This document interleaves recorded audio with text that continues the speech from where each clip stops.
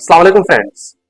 आज के इस टॉपिक को अंडरस्टैंड करने से पहले आइए साइकोलॉजी की टर्मिनोलॉजी को अंडरस्टैंड करने की कोशिश करते हैं। एक होती है कन्वर्जेंट थिंकिंग और दूसरी होती है डाइवर्जेंट थिंकिंग। कन्वर्जेंट थिंकिंग का मतलब होता है आप किसी भी चीज के सिर्फ एक ही रुख को देख रहे हो, यानी कि आप नॉन क्रिएटिव हो। लेकिन डाइवर्जेंट थिंकिंग का मतलब होता है कि आप किसी भी चीज के दूसरे रुख को भी अंडरस्टैंड करने की कोशिश करते हो, यानी कि आप क्रिएटिव हो। आइए इसको एक आसान कहानी से अंडरस्टैंड करने की कोशिश करते हैं। एक शख्स एक बस्ती में जूता खरीद करने के लिए जाता है। वहां पर आबादी तो बहुत थी, ग्राहक भी बहुत थे, लेकिन वहां पर कोई जूते की दुकान मौजूद न थी। अब यहाँ पर वो शख्स अगर कन्वर्जेंट थिंकिंग का माइल होगा, वो ये सोचेगा कि बस यहाँ पर एक जूते की दुकान नहीं है और वापस घर चला जाए। लेकिन यहाँ पर अगर कोई शख्स डाइवर्जेंट थिंकिंग का माइल होगा, वो ये भी सोच सकता है कि यहाँ पर आबादी बहुत है, यहाँ पर ग्राहक भी बहुत है, अगर यहाँ पर जूते की दुकान खोल ली जाए तो बहुत मुनाफा होगा। उस शख्स ने जब जूते की दुकान खोली तो वहां उसको बहुत मुनाफा हुआ, यानी कि उसकी इस क्रिएटिविटी की वजह से, उसकी इस डाइवर्जेंट थिंकिंग की वजह से उसे बहुत ज्यादा मुनाफा हुआ। वो एक बहुत बड़ा बिजनेसमैन बन गया। इसी तरह आप भी अपनी लाइफ में क्रिएटिव बन सकते हो। आइए जानते हैं इस वीडियो में कि हम किस तरह अपनी जिंदगी में क्रिएटिविटी ला सकते हैं या हम किस तरह तख्लीककार बन सकते हैं।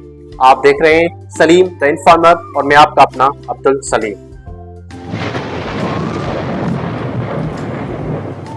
दुनिया में जितनी भी डिस्कवरीज हुई हैं वो सब क्रिएटिविटी यानी डाइवर्जेंट थिंकिंग की वजह से हुई। आइए इसको एक आसान मिसाल से अंडरस्टैंड करने की कोशिश करते हैं। एक शख्स एक सेब के दरख्त के नीचे बैठा हुआ है। वहां पर एक सेब का फल नीचे आकर गिरता है। अब सेब के फल का नीचे गिरना एक आम सी मामूल सी चीज है और वो शख्स भी चाहता तो वो भी इसे एक आम सी चीज समझता। लेकिन उस शख्स ने क्वेश्चन किया और वो क्वेश्चन था कि आखिर क्यों वो सेब का फल नीचे ही गिरा। वो वहां पर ही रह सकता था, वो ऊपर भी जा सकता था, वो साइड पर भी गिर सकता था, लेकिन वो नीचे ही क्यों गिरा।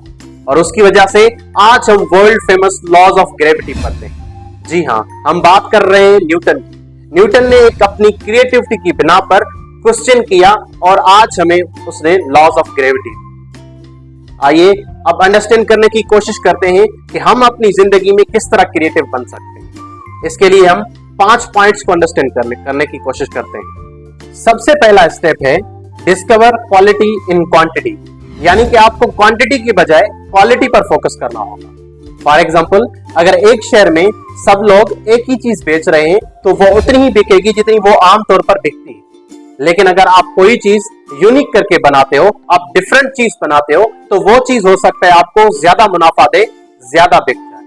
तो इस तरह आपको क्वालिटी को फोकस करना होगा, ना कि क्वांटिटी पर। दूसरा स्टेप जो है उसे कहते हैं आस्किंग क्वेश्चंस।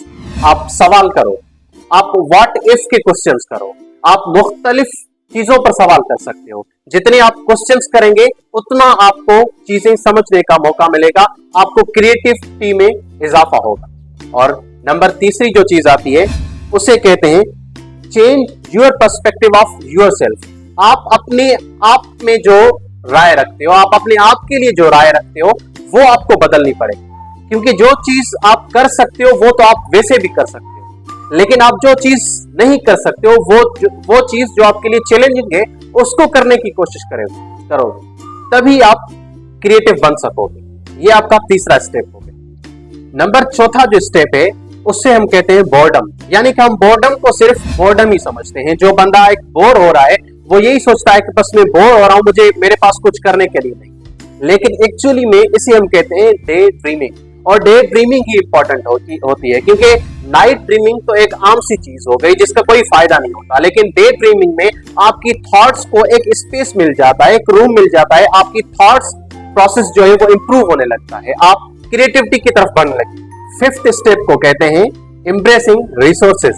अब काफी लोग शिकायत करते हैं कि मेरे पास इतने रिसोर्सेज नहीं किसी चीज के करने के लिए, लेकिन ये एक जस्ट एन एक्सक्यूज है। आप किसी चीज के करने के लिए बहाना कर रहे हो कि वो मैं नहीं कर सकता। लेकिन आपके पास जितने भी रिसोर्सेज हैं, जितने भी कम रिसोर्सेज हैं, आप कोशिश करो कि आप उन्हीं रिसोर्सेज के साथ उस चीज को करने की कोशिश करो, तभी आप जो है क्रिएटिव बन सकते हो।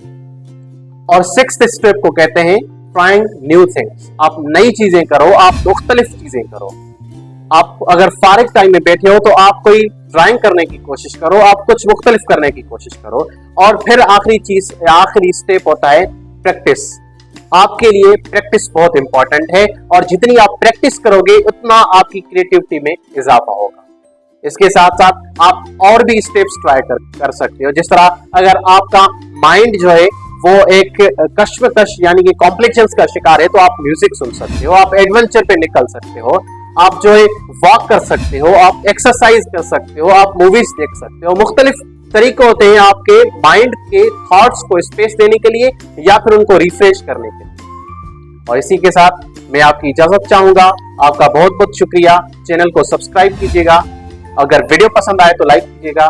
Thank you very much. खुदा हाफिज।